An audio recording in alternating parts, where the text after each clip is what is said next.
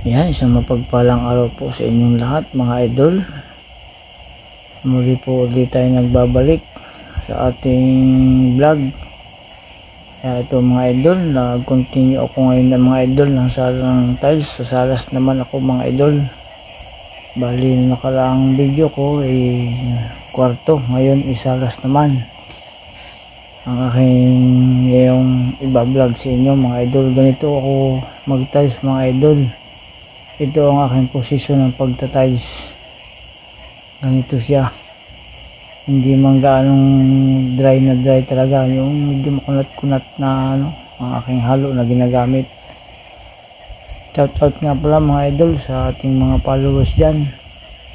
Mga viewers, subscriber sa YouTube, mga non-followers, mga friends. Sa lahat-lahat mga idol na nakakita ng aking mga video at mga sumusuporta sa inyo. Tuloy-tuloy lang tayo mga kapwa content creator para tayo umangat at tayo magtulungan mga isa sa isa't isa para tayo lahat ng ating pangarap ay matupad.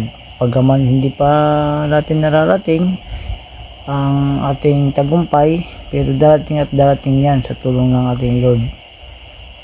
Tutulungan tayo para mating ang ating pinapangarap.